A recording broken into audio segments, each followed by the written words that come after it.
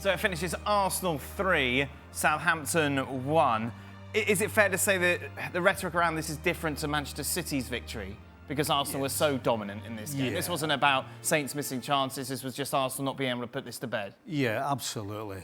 I mean, not even when Archer scores, I didn't feel that Arsenal were going to lose, because Southampton are just so capable of collapsing. Right. I mean, as soon as the first goal, as soon as Havertz hit the ball in the back of the net, you know there's another one coming pretty soon, because that's what they do.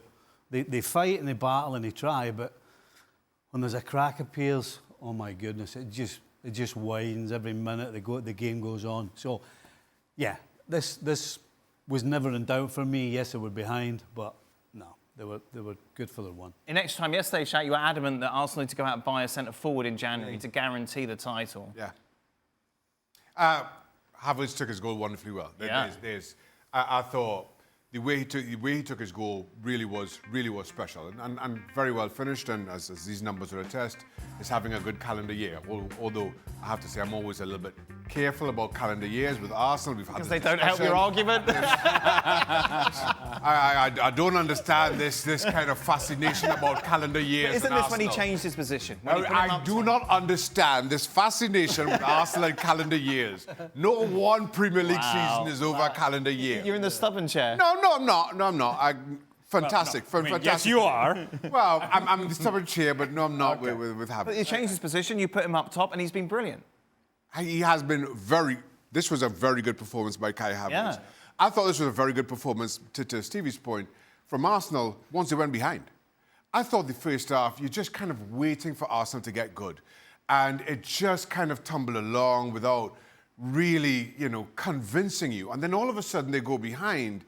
And I thought that's when Arsenal were at their best. And maybe it had a lot to do with the substitutions and the likes of Sterling and Jesus being involved. And then all of a sudden things change and Arsenal get better. Maybe that, again, kind of speaks to that depth. But once it did, I thought, then at that point, Arsenal did not look back, seeing that Southampton just have this way of shooting themselves in the foot at the best of times. Did you see this coming from Kai Havertz, Jules? I mean, I think that he was always capable. We saw that in Germany. His time at Chelsea, I think, was difficult. Changes of managers all the time, changes of system formation, changes of his position a lot. I know he scored the Champions League final winning goal, of course, for Chelsea, which is obviously a great memory for him, for the club, etc. But it was not convincing enough, him and the team around him either. And let's not forget that Arsenal bought him to play as a number 8, to be Granit Xhaka's replacement initially. And then when Gabriel Jesus got injured, when clearly him as a number 8 was taking too long to work out, then Mikel Arteta said, listen, we need you as a number 9, but this is what I want you to do. Be not just a finisher. I want you to get involved. I want you to press. I want you to be pretty much a bit everywhere. Have still some freedom. And that's exactly what he's been doing in Shaka's favourite calendar year, really. and that worked well. Again, on Tuesday in the Champions League, he was everywhere. And I know it's maybe better for him when Odegaard is not here, and I think that's why he's been even better since the Odegaard injury, because that's mean him and Trossard, for example, have played together up front in a way.